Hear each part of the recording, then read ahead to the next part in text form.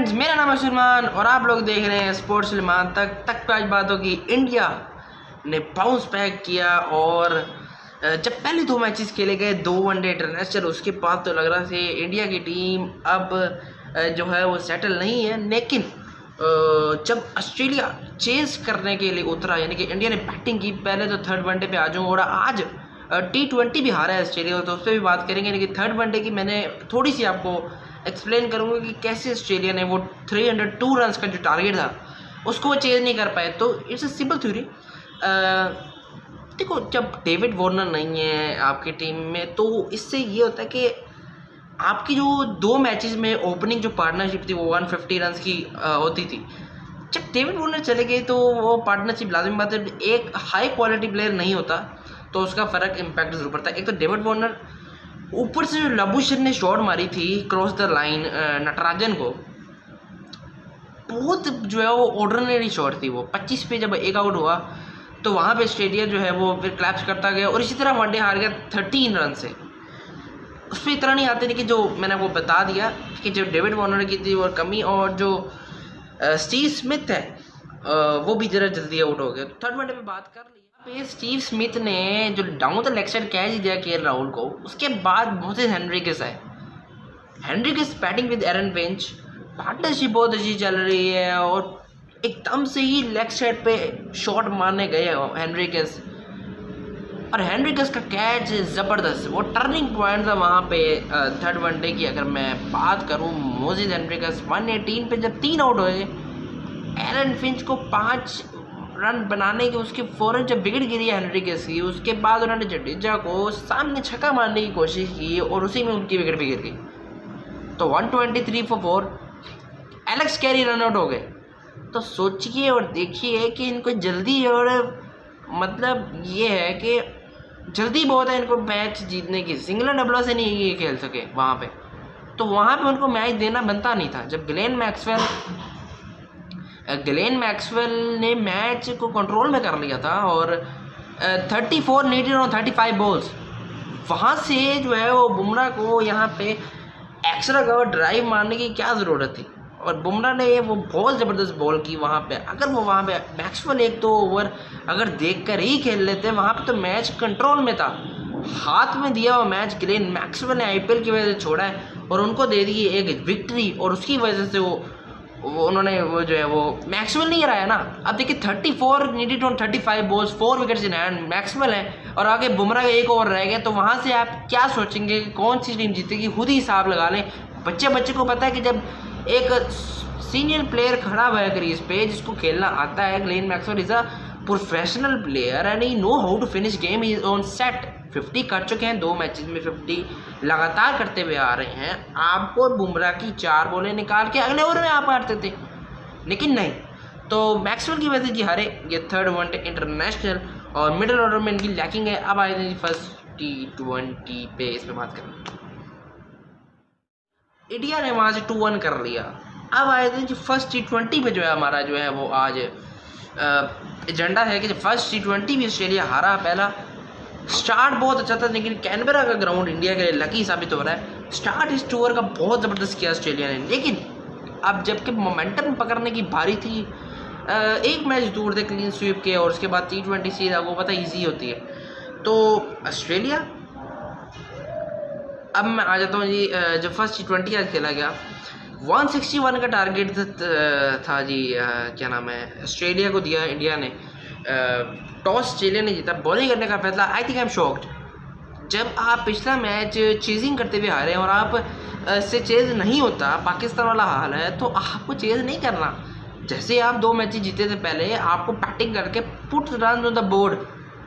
अगर आप run on the board लगा देंगे तो इंडिया, फिर आपको पता है चेजिंग में वो इतने अभी तक एक भी मैच नहीं जीते इस टूर पे, तो आपको बैटिंग करनी चाहिए थी आज के मैच में, लेकिन आपने नहीं की। सबसे पहले तो ये बात। उसके बाद 161 इट इज़ मतलब वॉक इन द पार्क है ऑस्ट्रेलिया के प्लेयर्स के लिए। लेकिन मुझे नहीं पता कि ये क्या जो क्रिकेट खेली गई है ऑस्ट्रेलिया की तरफ से। आई डोंट इवन नो कि एरन फिंच बड़ी लॉफ्टेड गंदी शॉट जो है वो एरन फिंच ने मारी, और विकेट देने का ही जो है उन्होंने साफ किया कि मतलब आउट होके चले गए जल्दी। और स्टीव स्मिथ 2 सेंचुरियों के बाद 2 इनिंग फेल। तो शान मसूद वाला हो रहा है कि 100 कर लो और उसके बाद 4 इनिंग, यानी कि एक इनिंग में 100 और अगली 4 इनिंग में जो है वो काम ख़राब है। तो स्टीव स्मिथ का यही जो है वो चक्कर चल रहा है। और चहल की जो रिप्लेसमेंट है उस पर आया तो जडेजा के साथ जो आज जस्टिन लैंगर और डेविड बूल के साथ, वो मैं आपको सारा बताऊंगा। लेकिन पहले जो ऑस्ट्रेलिया की डिफीट है, India one by 11 run the first T20 Dettol series, तो वेरी सैड। और स्मिथ तो लॉफ्टेड शॉट, जब आप नीचे की तरफ खेल सकते हैं, अच्छा खेल सकते हैं, तो आपको क्या ज़रूरत है कि आप, क्योंकि one of the serious player जो है वो ऊपर ऑस्ट्रेलिया की तरफ से आ रहे हैं। Steve Smith at 1 down batting कर रहे हैं, ग्लेन मैक्सवेल एट 4th है। तो आपको ही मैच जिताना है, क्योंकि उसके बाद ऑस्ट्रेलिया की बैटिंग बिल्कुल ही जो है वो ख़त्म हो जाती है। मैक्सवेल के बाद जो है वो इनकी बैटिंग, सॉरी टू से, लेकिन ऑस्ट्रेलिया वहाँ पे ख़त्म। They rely on Glenn Maxwell and Steve Smith, simple is that. Simple theory ये है कि 2 मैच स्टीव स्मिथ की वजह से जीत गए, डेविड वार्नर की वजह से जीत गए। वरना ऑस्ट्रेलिया की जो मिडिल ऑर्डर जो मैंने आज बैटिंग देखी है, और उस दिन तीसरे वनडे में भी कैनबरा में जो इंडिया ने बॉलिंग की, आज तो बुमराह भी नहीं खेल रहे थे, तो आई थिंक ये शॉकिंग डिफीट है। और ये इससे अब सबक सीखना है और कम बैक करना है। देखो ऑस्ट्रेलिया तो 2-1 जीत सकता है सीरीज, लेकिन अगर जब तक आपका मिडिल ऑर्डर नहीं स्ट्रॉन्ग होगा, यही बात मैं कर रहा था कि इंडिया का मिडिल ऑर्डर है वो भी स्ट्रॉन्ग नहीं है। जडेजा रे आगे 44 रन की आज, वरना ऊपर से फ्लॉप हो गई थी टीम। उनकी अप्रोच बिल्कुल ही वैसे जो है वो उनकी अप्रोच बिल्कुल ही सुस्त थी। ऊपर से जब ऊपर से अप्रोच उनकी सुस्त थी, तो वहाँ से 44 रन जडेजा ने ही बना के दी।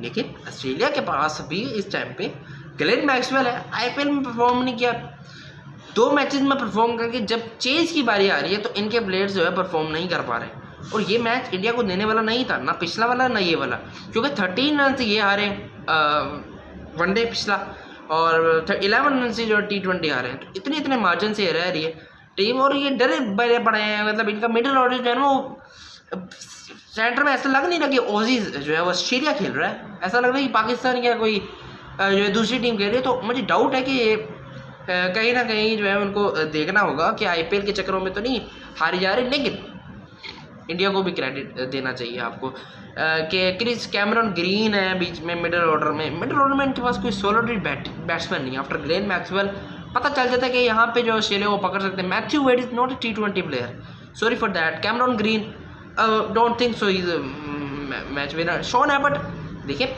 तीसरा वनडे शॉन एबर्ट में 84 का है। शॉन एबर्ट बैटिंग नहीं करते, ऑलराउंडर नहीं कंसिडर करेंगे आप शॉन एबर्ट को एज आप बॉलर ही कंसिडर करें, और बॉलर में भी 84 रन उन्होंने खा लिए तीसरे वनडे में।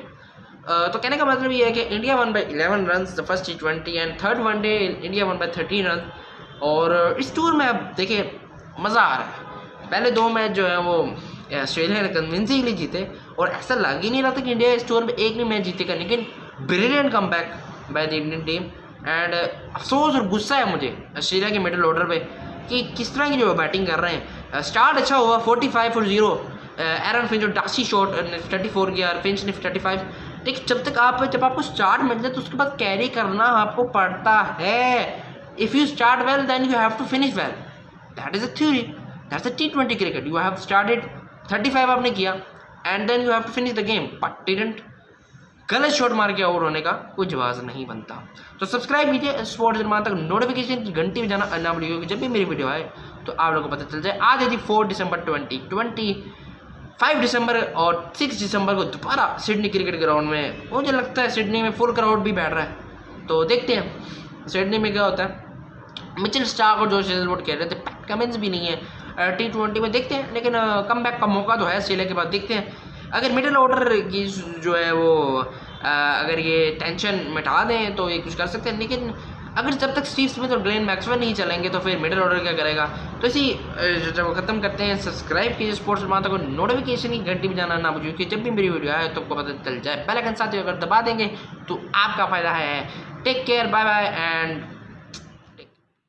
देखो जडेजा की जो रिप्लेसमेंट हुई वो इंडिया के लिए उनको फ़ायदा देगी। देखो जस्टिन लैंगर और इयन बोन जो अंपायर थे ICC के, उनके दरमियान जो डिस्कशन हो रही थी उस पर ज़रा बात कर लेते हैं। देखो जब ICC ने एक रूल बनाया है कि जब हेलमेट यानी कि हेड पे बॉल लगे पता तो था कि वो जो है वो एक्टिंग कर रहे हैं जडेजा, और उनका बॉलिंग कराने का मूड नहीं था, क्योंकि अगर जडेजा होते तो डिफरेंट स्टोरी होती। लेकिन चहल, आईसीसी का जो रूल है उस पर ये है कि हल्की सी भी अगर हेलमेट पे बॉल लग जाए, हल्की लगी थी ना, तो वहाँ से आप रिप्लेसमेंट कर सकते हैं। तो मसला ये था कि जडेजा एक्टिंग कर रहे थे और अंपायर को समझ नहीं आ रही थी इनकी चालाकियाँ, क्योंकि अंपायर जो है वो पिछलावे में आ गए। लेकिन इस रूल, आईसीसी का रूल है, अगर हल्की सी भी लग गई है, और हो सकता है कि उनको वाकई कुछ फील हो रहा हो हेलमेट पे लगने के बाद, क्योंकि स्टार्क की जो बाउंसर था वो बहुत टाइट था। जो रिप्लेसमेंट इनके इंडिया के लिए जो है वो अच्छी साबित हुई, और चहल ने 3 विकेट ली और इसी तरह वो जीत गए मैच। तो ये है Jadeja, Justin Langer, Ian Bourne की स्टोरी। इस आईसीसी रूल, जडेजा ने एक्टिंग की, अंपायर को समझ नहीं आई, और आईसीसी ने जो रूल बनाया उस पर चल रहा है मामला। तो आई थिंक ये अगर थोड़ी अच्छा उन्होंने वैसे किया, अनफेयर था ऑस्ट्रेलिया के, लेकिन जैसे रूल आईसीसी का, तो क्या करें, आप लोग ऐसा करें कि सब्सक्राइब ऐसे।